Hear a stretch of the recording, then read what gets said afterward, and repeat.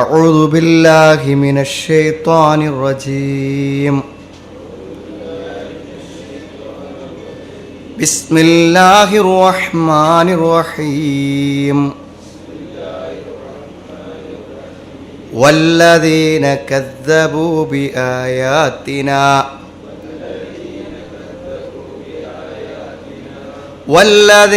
كذبوا بآياتنا سنستدرجهم من حيث لا يعلمون.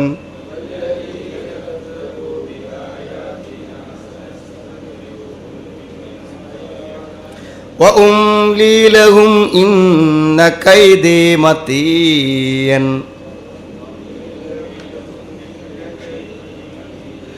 أولم يتفكروا ما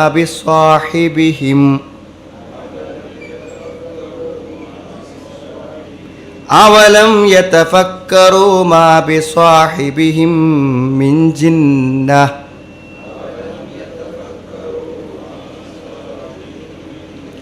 إن هو إلا نذير مبين. أولم ينظروا في ملكوت السماوات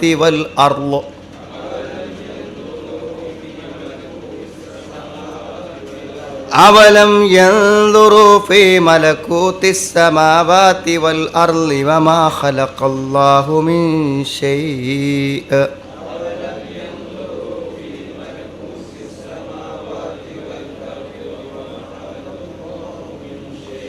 وأن عسى أن يكون قد اقترب أجلهم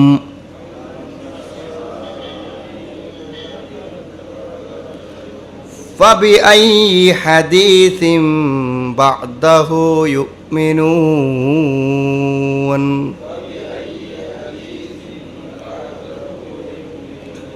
من يضلل الله فلا هادي له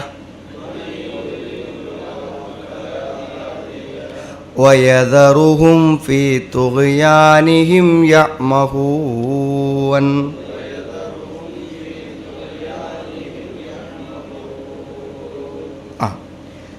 അപ്പോൾ സത്യനിഷേധികളോടുള്ള അള്ളാഹുവിൻ്റെ നിലപാടുകളെക്കുറിച്ചാണ് എന്ത് ചെയ്യുന്നത് ഇതിൽ പറയണത്. വളരെയധികം ബുദ്ധിപരമായ രണ്ട് പ്രധാനപ്പെട്ട കാര്യങ്ങൾ നമ്മുടെ ഈ വായിച്ച ഭാഗത്ത് അള്ളാഹു നമ്മളെ ബോധ്യപ്പെടുത്തുന്നുണ്ട്. ഈ സഫാ മലയിൽ വെച്ച് നബി സല്ലല്ലാഹു അലൈഹി വസല്ലമ അതിൻ്റെ തഫ്സീർ പറയുന്നുണ്ട്.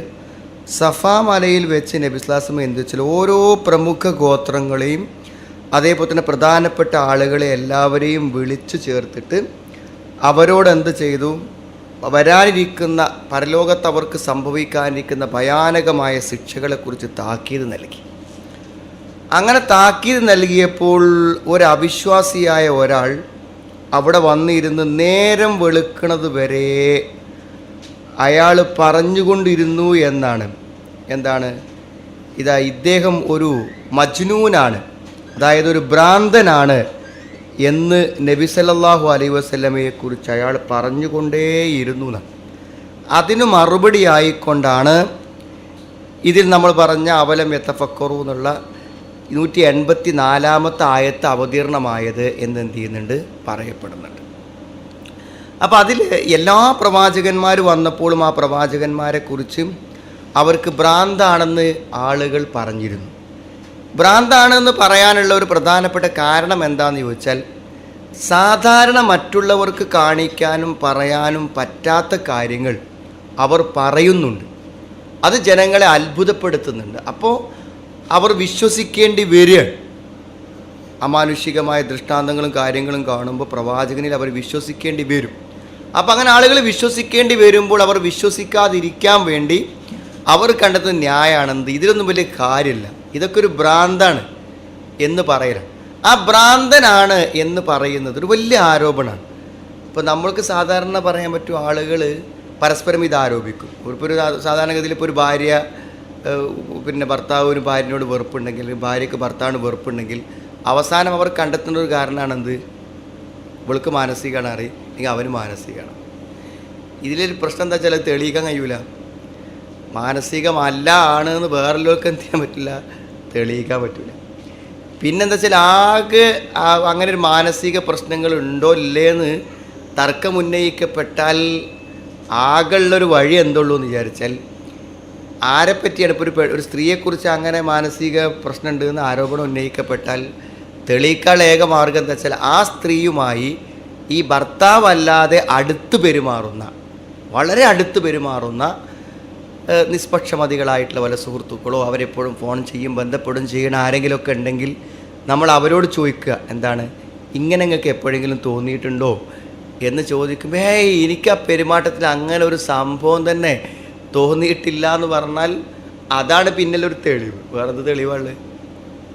വേറൊരു തെളിവില്ല.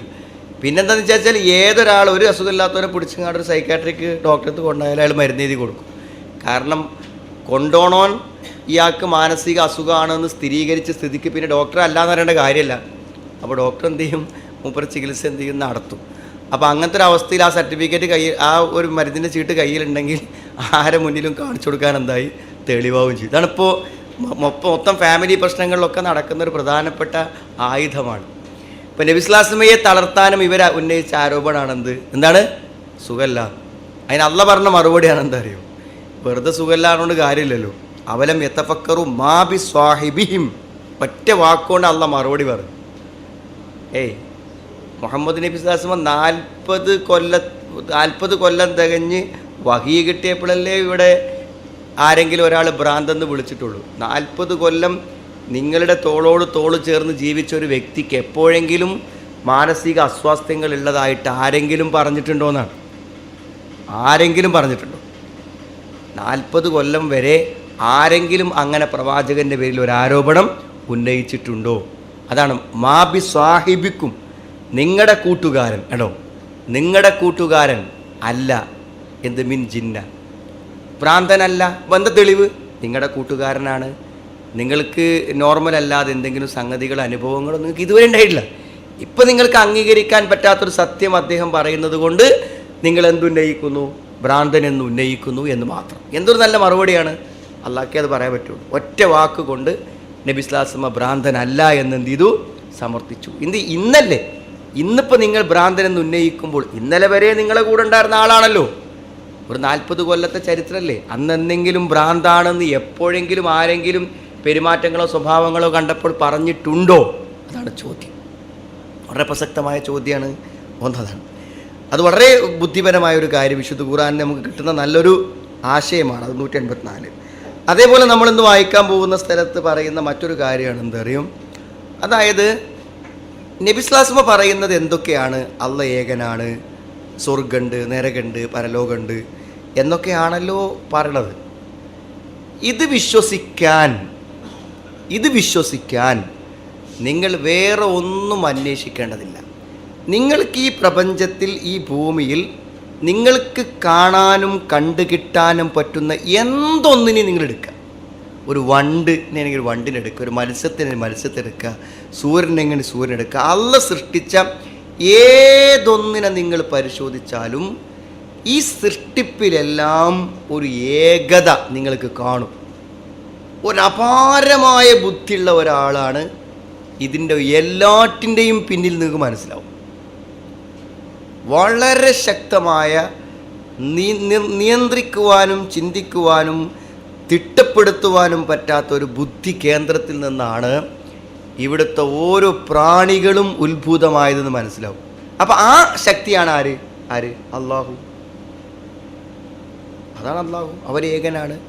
അങ്ങനത്തെ സൃഷ്ടി വൈഭവമുള്ള ഒരാളെ സംബന്ധിച്ചിടത്തോളം അവന് മരിച്ചവരെ ജീവിപ്പിക്കാനോ സ്വർഗം ഉണ്ടാക്കാനോ നരകം ഉണ്ടാക്കാനോ ഒന്നും ഒരു പണി ഉണ്ടാവില്ല.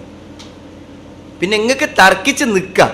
പക്ഷെ നിങ്ങൾ മനസ്സിലാക്കണം, നിങ്ങൾ തർക്കിച്ചു നിൽക്കുന്നതിനിടക്ക് നിങ്ങൾക്ക് മരണം സംഭവിക്കും. നിങ്ങൾ പടച്ചോനത്തേക്ക് പോവും. നിങ്ങൾ നിഷേധിക്കുന്ന യാഥാർത്ഥ്യങ്ങളിലേക്ക് നിങ്ങൾ തന്നെ കടന്നു ചെല്ലും. അപ്പോൾ നമ്മളിങ്ങനെ സ്വർഗ്ഗമുണ്ടോ നരകമുണ്ടോ പരലോകമുണ്ടോ മരിച്ച ജീവിതമുണ്ടോ അള്ളാഹ് ഏകനാണോ എന്നൊക്കെ നിങ്ങളിങ്ങനെ തർക്കിക്കലിടക്ക് പെട്ടെന്ന് ഒരുത്തം തട്ടിമറിഞ്ഞു വീണാൽ അതൊക്കെ പോയി കാണും. പിന്നെ ഈ തർക്കങ്ങൾക്കൊന്നും പ്രസക്തിയില്ല. നേരിട്ട് പിന്നെ കണ്ണ് തുറക്കുന്നത് പുതിയ ലോകത്തേക്കാണ്. എന്ത് നല്ല തെളിവാണ് പറഞ്ഞു കൊടുക്കുന്നത്. ഇതൊരു കാലത്തും തെളിയിക്കപ്പെടാത്ത കാര്യമൊന്നുമല്ല. ആ സമയമാകുമ്പോൾ നിങ്ങൾക്ക് എന്ത് ചെയ്യും? മനസ്സിലാവും. പിന്നെ ആകെ ഒരു ന്യായമാണ് ഇപ്പോൾ ഇവിടെ അവിശ്വാസികൾക്കുള്ള ന്യായം. എന്താ അറിയോ? ഞങ്ങൾ മുഹമ്മദ് നബി അള്ളാഹുവിൻ്റെ ദൂതനും പ്രവാചകനൊക്കെ ആണെങ്കിൽ ആ പ്രവാചകനെതിരെ യുദ്ധം നയിച്ചിട്ടും അക്രമങ്ങൾ ചെയ്തിട്ടും എന്താ ഞങ്ങൾക്കൊന്നും പറ്റാത്തത് എന്നാണ്. ഔലിയാക്കന്മാരെയും കറാമത്തുള്ളവരൊക്കെ എന്തെങ്കിലും ചെയ്താൽ പൊരുത്തക്കേട് വരൂലേ? എന്താ ഒന്നും വരാത്തത്? അതാണ് പിന്നെ ആകളൊരു ന്യായം. ഞങ്ങൾ ഇത്രയൊക്കെ ദ്രോഹങ്ങളും ഉപദ്രവങ്ങളും ചെയ്തിട്ടും ഞങ്ങൾക്ക് എന്താ ഒന്നും പറ്റാത്തത്? അതിനുള്ള മറുപടി എന്താണെന്ന് വെച്ചാൽ അതെന്താണെന്നറിയോ? അള്ളാഹു ഒരു അവസരം കൊടുക്കും, സൗകര്യം ചെയ്തു കൊടുക്കും, പിന്നെ അവസാനം വെച്ചിട്ടൊരു പൊടുത്തൻ പിടിക്കും. അത് അള്ളാഹിൻ്റെ ഒരു സുന്നത്താണ്, ഒരു ചര്യൻ. പക്ഷെ അവസാനത്തെ പൊടുത്തൻ പിടിച്ചു കഴിഞ്ഞാൽ പിന്നെ എന്താവില്ല, പിന്നെ കഴിച്ചിലാവില്ല. എത്ര മനോഹരമായിട്ടാണ് അവരുടെ ഓരോ ആരോപണങ്ങൾക്കും അള്ളാഹു മറുപടി പറയണത് എന്ന് നമുക്കിത് വായിക്കുമ്പോൾ മനസ്സിലാവും. വല്ലദീന കഫറു വല്ലദീന കദ്ദബു ബി ആയാത്തിന. നമ്മുടെ ദൃഷ്ടാന്തങ്ങളെ എന്താണ് കളവാക്കുന്ന ആളുകൾ, നിഷേധിക്കുന്ന ആളുകൾ. വല്ലദീന കദ്ദബു ബി ആയാത്തില്ലാഹി ദാല അലാ സിഹത്തി മാ ജാഅ ബിഹി മുഹമ്മദുൻ സല്ലല്ലാഹു അലൈഹി വസല്ലമിൽ ഹുദാ ഫറദ്ദൂഹാ വലം യഖ്ബലൂഹാ. അതായത് നബി സ്വല്ലല്ലാഹു അലൈഹി വസല്ലം കൊണ്ടുവന്നിട്ടുള്ള ഈ നിത്യസത്യത്തെ അവർ സ്വീകരിച്ചിട്ടില്ല, അവരതിനെ നിരാകരിക്കുകയാണ് ചെയ്തിരിക്കുന്നത്. അതുകൊണ്ട് തന്നെ അതിനെ സത്യപ്പെടുത്തുന്ന ചില തെളിവുകൾ അള്ളാഹു പറയാൻ. നമ്മുടെ ദൃഷ്ടാന്തങ്ങളെ കളവാക്കുന്ന ആളുകൾ സനസ്തദ്രിജുഹും മിൻ ഹൈസു ലാ യഅലമൂൻ. അവർ അറിയാത്ത വിധത്തിലൂടെ അവരെ നാം പടിപടിയായി കൊണ്ടുവന്ന് ശിക്ഷിച്ചു കൊള്ളാം. അതായത് പടച്ചോൻ ഒരാളെ കൊടുക്കണത്, ശിക്ഷിക്കണത്, പിടിക്കണത് അയാൾക്ക് മനസ്സിലാക്കാൻ തന്നെ പറ്റൂല. അങ്ങനത്തെ വഴികൾ കേട്ടോ. ഞാൻ ഏറ്റവും ഉയർന്ന കണക്കില്ലാത്ത സാമ്പത്തിക ലാഭങ്ങൾ കിട്ടുന്ന ഒരു ബിസിനസ്സിലേക്കാണ് ഞാൻ ഇറങ്ങാൻ പോകുന്നത് എന്നുള്ള ആവേശത്തിലാണ് ഒരാൾ ഇറങ്ങുക. ഒരിക്കലും കരകയറാൻ പറ്റാത്തൊരു കടത്തിലേക്കായിരിക്കാം ഒരുപക്ഷെ അയാളുടെ സഞ്ചാരം. എങ്ങനെ മനസ്സിലാക്കാൻ പറ്റുക? പടച്ചോൻ പിടിക്കണ വഴി ഒരാൾക്കും നിഗമനത്തിൽ പോലും കൊണ്ടുവരാൻ, ഭാവനയിൽ പോലും കാണാൻ പറ്റും. അതാണ് പിന്നെ ഹൈസുലായാലും ഇസ്തദ്രജ പറഞ്ഞാൽ എന്താണ്? ക്രമപ്രബുദ്ധമായിട്ട് പടിപടിയായിട്ട് പതുക്കെ പതുക്കെ ഞാൻ പിടിക്കുന്നവൻ കേട്ടോ.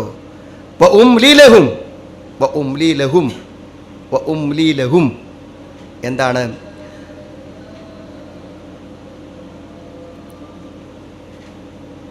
നാം അവർക്ക് എന്ത് ചെയ്യും? താമസം ചെയ്തു കൊടുക്കും. എന്നാൽ പെട്ടെന്ന് പോലെ പിടിക്കൂല. ഇന്ന കൈദി മത്തിൻ, തീർച്ചയായും എൻ്റെ തന്ത്രം ശക്തിമത്താകുന്നു എന്നാണ്. ഇതെന്താ ഈ തന്ത്രത്തിൻ്റെ ഭാഗം എന്താണെന്ന് ചോദിച്ചാൽ, എന്ത് തോന്നിയാസം കാണിക്കണോനും കുറച്ച് സൗകര്യം ചെയ്തു കൊടുക്കുക. അപ്പോൾ എന്താ ചെയ്യുക? നിങ്ങൾ അവന് ചെയ്യാവുന്ന മാക്സിമം തോന്നിയാസം ചെയ്യും. എര കുത്തുന്ന മത്സ്യത്തിനെ പോലെ ചൂണ്ടലിൽ അയച്ചു കൊടുത്താൽ എന്ത് ചെയ്യും? പിന്നെ അതുകൊണ്ട് എന്തൊക്കെ കാട്ടാൻ പറ്റുമോ കാട്ടും. അതുതന്നെയാണ് ഇപ്പോൾ ചൂണ്ടിടണോ പ്രതീക്ഷിക്കണത്. പിന്നെ പിടിക്കുമ്പോൾ പിന്നത്തെ അടുത്ത പുറത്ത് കിട്ടണമെങ്കിൽ ആ കുറച്ച് സമയം കൊടുക്കണം. കുറച്ച് പിടിക്കണം, എത്താനുള്ള സമയം കൊടുത്താലേ എന്ത് ചെയ്യാൻ പറ്റുള്ളൂ, പിന്നത്തെ പുറത്തത്തിൽ നേരെ പിടിക്കാൻ പറ്റും. അപ്പോൾ അതാണ് തഫ്സീർ പറയുന്നത്, വായിക്കാൻ നേരല്ല. എന്താണ്? പിന്നെ അയച്ചു കൊടുത്തു കഴിഞ്ഞാൽ എന്ത് ചെയ്യും? നല്ലോണം പോവും. അതുകൊണ്ട് ആദ്യം തന്നെ പിടിക്കാതെ, ആദ്യം തന്നെ പിടിച്ചാലോ ഇതൊന്നും ചെയ്യൂല. ഇന്ന കൈദി മത്തീൻ, എൻ്റെ തന്ത്രം ശക്തിമത്താകുന്നു എന്നാണ്. അവലം യതഫക്കറു, അവർ ചിന്തിക്കുന്നില്ല. ഇത് വല്ലാത്തൊരു ചോദ്യമാണ്. അതായത് ഏത് ലലാലത്തിൽ കിടക്കണോനും ആലോചിക്കാത്തതുകൊണ്ടാണ് ആ ലലാലത്തിൽ കിടക്കൂല. ഇപ്പോൾ കഴിഞ്ഞ ദിവസം ഒരാൾ പറയണത് ഭയങ്കരമായിട്ട് അയാളെ പറ്റി വിശദീകരിക്കുകയാണ്. അപ്പോൾ അയാൾ പറയണമെന്ന് വെച്ചാൽ, ഇതുവരെ ഒരു ആശുപത്രി കിടക്കേ ഒരു സൂചി ഒന്നും ചെയ്തിട്ടില്ല, എനിക്ക് 75 വയസ്സായി, ഇതുവരെ ഞാൻ ആശുപത്രി പോകേണ്ടി വന്നിട്ടില്ല എന്നാ വേണം. അതിൻ്റെ കാരണം അയാൾ വേണമെന്ന് വെച്ചാൽ, എനിക്ക് അള്ളയും റസൂലും ഔലിയാക്കന്മാരും അജ്മീറിൽ 6 മാസം കൂടുമ്പോൾ ഞാൻ പോകും, ഉംറയ്ക്ക് ഞാൻ പോകും, അതുകൊണ്ടാണ് എനിക്കൊന്നും പറ്റാത്തതെന്നാണ്. വെറുതെ ഇപ്പോൾ ഞാൻ അങ്ങനെ ചിന്തിച്ചിട്ടുണ്ട് എൻ്റെ മനസ്സിലൊന്നിന്. അപ്പോൾ അയാളെന്താ വെച്ചാൽ, ഇപ്പോൾ ഈ ഉംറയ്ക്ക് പോയ അള്ളാഹിനോട് പറഞ്ഞതുകൊണ്ട് മതിയാവുമെങ്കിൽ പിന്നെ വേറെ എവിടെയും പോകേണ്ട കാര്യമില്ലല്ലോ. അത് മതിയാകാത്തതുകൊണ്ടാണല്ലോ വേറെല്ലോടത്ത് പോണത്. ഇനി വേറെല്ലോടത്ത് പോണത് ഇനി അള്ളാഹിനത്തേക്ക് എത്താനാണെങ്കിൽ അള്ളാഹിൻ്റെ അടുത്തേക്ക് പോകണമെന്ന് മാത്രം എന്ത് ചെയ്താൽ മതി, വിചാരിച്ചാലും മതി. അള്ളാഹുവിൻ്റെ കഴിവും മഹത്വവും അംഗീകരിക്കാത്തവരാണ് അള്ളാഹുവിന് പുറമെ വേറുള്ളവരെ തേടുന്നത്. ചെറിയൊരു കോമൺ സെൻസ് ഉണ്ടായാൽ പെട്ടെന്ന് മനസ്സിലാവുന്ന കാര്യമുള്ളൂ, അത്രേ കാര്യമുള്ളൂ. അപ്പോൾ അതുകൊണ്ടെന്ന് വെച്ചാൽ ഒരു തൗഹീദിനെ കുറിച്ചോ ഇസ്ലാത്തിനെ കുറിച്ചോ ഒന്നും ചിന്തിക്കാത്ത ആൾക്കാരാണ് എല്ലാം. അതുകൊണ്ട് അവലം യതഫക്കറു, അവർ ചിന്തിക്കുന്നില്ല എന്നാണ്. അത് വിശാലമായ അർത്ഥമാണ് അവലം യതഫക്കറു. അവലം യുഅ്മിലു അഫ്കാറഹും, അവരുടെ ബുദ്ധികളെ അവർ പ്രവർത്തിപ്പിക്കുന്നില്ലേ എന്നാണ്. ഖുർആൻ വേറെ സ്ഥലത്ത് പറയുന്നുണ്ട്, അവരൊറ്റക്കോ ഈ രണ്ടാളായിട്ടോ കൂട്ടമായിട്ടോ ഒക്കെ അവർ ചിന്തിച്ചു കൊള്ളട്ടെ. ചിന്തിച്ചവർക്ക് മനസ്സിലാവും ഈ ഇസ്ലാം പറയണതൊക്കെ ശരിയാണ്, ആലോചിക്കാത്ത പ്രശ്നം മാത്രമേ എല്ലാവർക്കും ഉള്ളൂ എന്നാണ് പറയണത് കേട്ടോ. അവലം യതഫക്കറു മാ ബി സാഹിബിഹിം, അവരുടെ കൂട്ടുകാരനല്ല, മിൻ ജിന്ന, ഒരു തരത്തിലുള്ള ഭ്രാന്തുമില്ല. അവരുടെ കൂട്ടുകാരന്, അതായത് നബിക്ക്, അവരുടെ ചങ്ങാതിക്ക് ഒരു ഭ്രാന്തുമില്ല. ഇൻ ഹുവ ഇല്ലാ നദീർ മുബീൻ, വ്യക്തമായൊരു മുന്നറിയിപ്പുകാരൻ മാത്രമാകുന്നു ആ പ്രവാചകൻ. അവിടെ സാഹിബുക്കും എന്ന് പറയുന്ന വാക്ക്, സാഹിബിഹിം, അവരുടെ കൂട്ടുകാരൻ എന്ന് പറഞ്ഞാൽ 40 കൊല്ലം അവരപ്പം ജീവിച്ചാണ്. ഭ്രാന്തുണ്ടെങ്കിൽ അന്ന് പറയണ്ടേ, ഇപ്പം പറഞ്ഞാൽ മതി. അവലം യൻദുറു ഫീ മലകൂതി സമാവാതി വൽ അർള് വമാ ഖലഖല്ലാഹു മിൻ ഷൈ. ഈ നോക്കൂ നിങ്ങൾ, ഈ പറയണതൊന്നും ഇത്ര അധികം വാദിക്കും തർക്കത്തിലേർപ്പെടുന്നൊന്നും ആവശ്യമില്ല. അവലം യൻദുറു, അവർ നോക്കിയിട്ടില്ലേ, അവർ ചിന്തിച്ചിട്ടില്ലേ, അവർ മനസ്സിരുത്തി നോക്കുന്നില്ലേ? ഫീ മലകൂതി സമാവാതി വൽ അർള്, ആകാശഭൂമികളുടെ രാജാധിപത്യത്തിൽ, ആകാശഭൂമികളുടെ രാജാധിപത്യത്തിൽ, അതിൻ്റെ അധികാരാവകാശങ്ങളെ നിയന്ത്രിച്ചു കൊണ്ടിരിക്കുന്ന അള്ളാഹുവിനെ കുറിച്ച് അവരെന്ത് ചെയ്തിട്ടില്ലേ, ചിന്തിച്ചു നോക്കിയിട്ടില്ലേ എന്നാ ചോദിക്കണം. ഫഇന്നഹും ഇദാ നദറു ഇലൈഹ വവജദുഹ അദില്ലതൻ ദാലത്തുൻ അലാ തൗഹീദി റബ്ബിഹ വഅലാ മാ ലഹു മിൻ സിഫാത്തിൽ കമാൽ. അള്ളാഹുവിൻ്റെ വിശേഷണങ്ങൾ, അള്ളാഹുവിൻ്റെ ഏകത്വം, ഇതൊക്കെ മനസ്സിലാകണമെങ്കിൽ എന്താണ്, ഈ പ്രപഞ്ചത്തിലൊന്ന് കണ്ണോടിച്ചാൽ മതി. അതിൻ്റെ നിയന്ത്രണത്തിന് പിന്നിലുള്ള ശക്തി, അതിൻ്റെ സംവിധാന ശേഷി, ഇതൊക്കെ ആലോചിച്ചാൽ മതി, എന്നാൽ എല്ലാവർക്കും മനസ്സിലാവും. പിന്നെ വമാ ഖലഖല്ലാഹു മിൻ ഷൈഇൻ, അതൊക്കെ നമ്മൾ വളരെ വ്യക്തമായി ചിന്തിച്ച് മനസ്സിലാക്കേണ്ട വരികളാണ്. വമാ ഖലഖല്ലാഹു മിൻ ഷൈഇൻ, അള്ളാഹു സൃഷ്ടിച്ചിട്ടുള്ള ഏതൊരു വസ്തു, അള്ളാഹ് സൃഷ്ടിച്ച ഏതെടുത്ത് ചിന്തിച്ചാലും അള്ളാഹുവിൻ്റെ ഏകത്വവും അസ്തിത്വവും മഹത്വവും നാമഗുണ വിശേഷണങ്ങളും എല്ലാം ആർക്കും മനസ്സിലാകും. മിൻ ഷൈഇൻ, എന്തിനെക്കുറിച്ച് പഠിച്ചാലും. വ അൻ അസാ അൻ യകൂന ഖദ് ഇഖ്തറബ അജലുഹും, അവരുടെ അവധി അടുത്തുകൂടിയിട്ടുണ്ടായിരിക്കാം എന്നുള്ളതിലും അവർ മനസ്സിരുത്തി നോക്കുന്നില്ലേ? ഇതൊക്കെ തർക്കിച്ച് നിൽക്കണിലിടയ്ക്ക് പെട്ടെന്നാണ് മരിച്ചാൽ എന്താ കാട്ടുക എന്നും കൂടി ഒന്ന് ആലോചിച്ചോടെ. എന്താ ചോദ്യം? ഇതൊക്കെ ഉണ്ടോ അല്ലേ, പടച്ചോണ്ടോ, പടച്ചോൻ്റെ ഏകനാണോ, ഔലിയാക്കന്മാർ വേണോ വേണ്ടേന്നൊക്കെ തർക്കിക്കലിടയ്ക്ക് മരിച്ചാൻ വീണ എന്താ കാട്ടുക? അവധി അടുത്ത് എവിടെ നിൽക്കുന്നു എന്ന് ആർക്കറിയാം? ആർക്കറിയാം? ഫബി അയ്യ ഹദീസിൻ ബഅദഹു യുഅ്മിനൂൻ. പിന്നെ ഇപ്പം ഇതൊക്കെ ആരാ പറയണത്? വിശുദ്ധ ഖുർആനല്ലേ ഇതൊക്കെ പറയണത്. ഖുർആനിൻ്റെ വാക്യങ്ങളെ അവർ സ്വീകരിക്കില്ലെങ്കിൽ, അവർ ആളുകൾ മാറ്റി തിരുത്തലുകൾക്ക് വിധേയമാക വേദഗ്രന്ഥങ്ങളെ, പഴയ കാലത്ത് പുരോഹിതന്മാർ കൈകടത്തിയ ഗ്രന്ഥങ്ങളാണോ ഇവർ അവലംബിക്കുക? സത്യസന്ധമായ ഖുർആനല്ലാതെ മറ്റെന്തു വർത്തമാനം? ഫബി അയ്യ ഹദീസിൻ, വേറെ എന്തു വർത്തമാനത്തെയാണ് ബഅദഹു അതിനുശേഷം യുഅ്മിനു അവർ വിശ്വസിക്കുന്നത് എന്നാണ്. ചെങ്ങന്നൂർ മൗലികയിലെ തെളിവതാണ്, ഹദീസ് വേണ്ടാലും തെളിവതാണ് ഈ ആയത്ത്. ഫബി അയ്യ ഹദീസിൻ ബഅദഹു യുഅ്മിനൂൻ. ഇവരെന്നെ പറയുകയും ചെയ്യും, ഹദീസ് എന്നുള്ള വാക്ക് പിൽക്കാലത്തിട്ട ആൾക്കാരിട്ട പേരാണ്. മുമ്പ് നബിസിൻ്റെ കാലത്ത് അങ്ങനെ ഹദീസിന് ഹദീസ് എന്നൊരു പേരില്ല. പോലെ പ്രധാനപ്പെട്ട വാദമാണത്. ഹദീസ് എന്നുള്ള പേരെന്നെ പിൽക്കാലത്ത് കണ്ടുപിടിച്ചതാണ്. അതാരെ കാലത്തില്ല എന്നാണ്? നബിൻ്റെ കാലത്ത്. ഹദീസ് നിഷേധിക്കുന്ന ആൾക്കാർ വേണ്ട വാദമാണ്. എന്നിട്ട് ഓലെന്നെ ഈ ആയത്ത് ഓതും ചെയ്യും, ഫബി അയ്യ ഹദീസിൻ ബഅദഹു. പിന്നെ ഖുർആൻ കഴിഞ്ഞാൽ പിന്നെ ഏത് ഹദീസിനെയാണ് അവർ സ്വീകരിക്കുക? അപ്പോഴൊക്കെ ഹദീസ് നബിൻ്റെ കാലത്ത് തന്നെ ഉള്ള സാധനം. അവനാണ് ആവശ്യമായിട്ട് വരുമ്പോൾ മൈ യുദ്ലില്ലാഹു ഫലാ ഹാദിയ ലഹു, എന്താണ്? ഏതൊരുവനെ അള്ളാഹു വഴിവഴിലാക്കിയോ അവനെ സന്മാർഗത്തിലാക്കാൻ ആരുമില്ല. വയദറുഹും ഫീ തുഗ്യാനിഹിം യഅമഹൂൻ, അവരവരുടെ അതിക്രമങ്ങളിൽ അന്തം വിട്ട് അലയുന്നവരായി അവരെ വിട്ടുകളയുന്നതുമാകുന്നു എന്ന് പറഞ്ഞാൽ, ചിന്തിച്ചും ആലോചിച്ചും കാര്യങ്ങൾ മനസ്സിലാക്കാൻ വളരെ നിസ്സാരനായ ഒരാൾക്കും പറ്റും. എന്നാൽ വലിയ ബുദ്ധിയും തൻ്റെ ഇടവും വിവരമൊക്കെ ഉള്ള ആളുകൾക്ക് ഇത് മനസ്സിലാകണില്ലെങ്കിൽ അത് അള്ളാഹ് ഓൽക്ക് ഹിദായത്ത് കൊടുക്കാത്തതിൻ്റെ പ്രശ്നമാണ്. അതിന് യാതൊരു നിവൃത്തിയില്ല.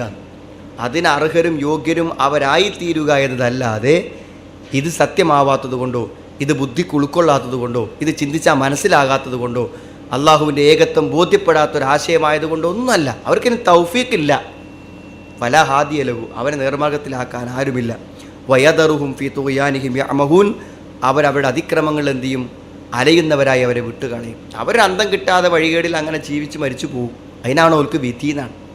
മനസ്സിലായില്ലേ? അപ്പോൾ രണ്ട് പ്രധാനപ്പെട്ട കാര്യങ്ങൾ. ഒന്ന്, നബി സ്വല്ലല്ലാഹു അലൈഹി വസല്ലം ഭ്രാന്തനാണെന്ന് പറഞ്ഞപ്പോൾ അതിന് തിരുത്ത് പറഞ്ഞ വാക്യം. അതേപോലെ തന്നെ ഈ പ്രപഞ്ചത്തിലെ എന്തൊന്നിനെക്കുറിച്ച് പഠിച്ചാലും ഇസ്ലാം എന്തൊക്കെ വിശ്വാസങ്ങൾ ജനങ്ങളെ പഠിപ്പിക്കാൻ ഉദ്ദേശിക്കുന്നുവോ അതൊക്കെ മനസ്സിലാവാൻ ഏതെങ്കിലും ഒരു വസ്തുവിനെക്കുറിച്ചുള്ള ഒരു പഠനം കൊണ്ട് മനുഷ്യന് പറ്റും എന്നാണ് പറയുന്നത്. ഓതി നോക്കാം. അഊദു ബില്ലാഹി മിനശ് ശൈത്വാനിർ റജീം. ബിസ്മില്ലാഹിർ റഹ്മാനിർ റഹീം. വല്ലദീന കദ്ദബൂ ബിആയാതിനാ സനസ്തദ്രിജുഹും മിൻ ഹൈസു ലാ യഅലമൂൻ.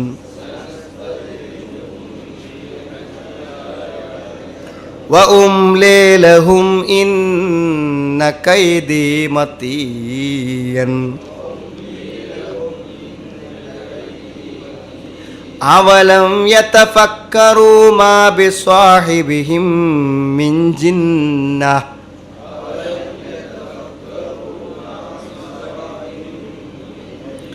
ഇൻ ഹുവ ഇല്ലാ നദീറും മുബീൻ.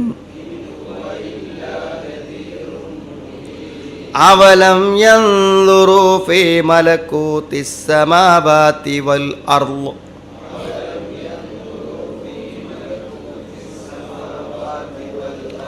അവലം യൻദുറൂ ഫീ മലകൂതിസ് സമാവാതി വൽ അർളി വമാ ഖലഖല്ലാഹു മിൻ ശൈഇ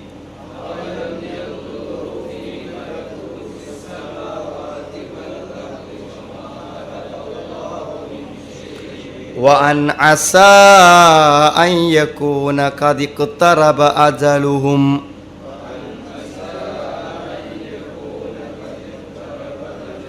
ഫബിഅയ്യി ഹദീസിൻ ബഅദഹു യുഅ്മിനൂൻ.